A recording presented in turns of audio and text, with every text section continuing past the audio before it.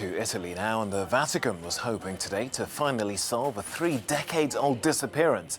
Instead, it ran into a new mystery. Experts probed a burial ground inside the Vatican walls, looking for the remains of the daughter of a clerk who's been missing since 1983. This morning, they opened 2 tombs to see if her body was hidden there, but both tombs were entirely empty. They didn't even contain the remains of 2 19th century princesses supposed to be buried there. While adding to the mystery, one of the tombs led to a large underground room. Well, for the latest on this investigation, let's talk now to NBC News' Vatican analyst Deborah Luboff. Deborah, quite a twist in the tale here. What's happened to the investigation now?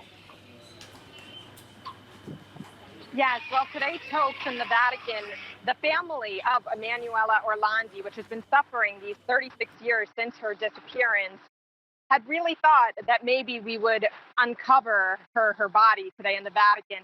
The Vatican granted the permission to exhume, to open these 2 tombs within a special German cemetery within the Vatican walls. But to everyone's surprise, even the princesses' bodies were not there. However, there is nothing that has to do with the case of Emanuela Orlandi because the Vatican was going to perform DNA tests and also other preliminary tests to understand if what they found could have belonged not just to the princesses, but also to Emanuela Orlandi, but there was nothing there. And this has nothing to do with that cemetery itself, because anything done there had happened way before the time of Emanuela Orlandi.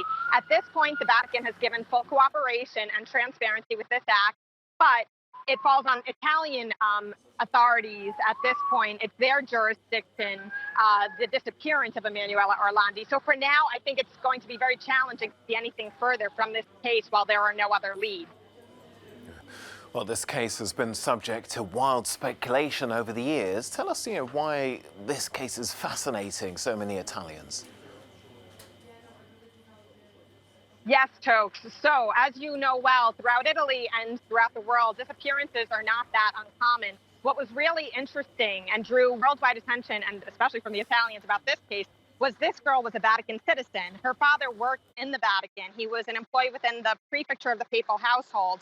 And in the Vatican themselves, there are so few families. And then for her to just disappear in 1983 after her flute lessons in the center of Rome was really shocking. Then the Italian press over the years has had various leads, or there was a lot of speculation or conspiracy theories that took place regarding, was this somehow tied to the assassination attempt of Pope John Paul II in 1981? Was this tied to scandals within the Vatican Bank? Was it tied to a mafia, a well-known mafia here in Rome? But none of these things had grounds. And then even a year ago, there were bones found in the Vatican embassy to Rome, and all the Italian press said those are the bones of Emanuela Orlandi. But then after DNA tests, they weren't. So we see this gesture today being the next chapter in an attempt to understand the truth and for the family to get the justice and the truth they've been seeking. But at the same time, it's not over yet.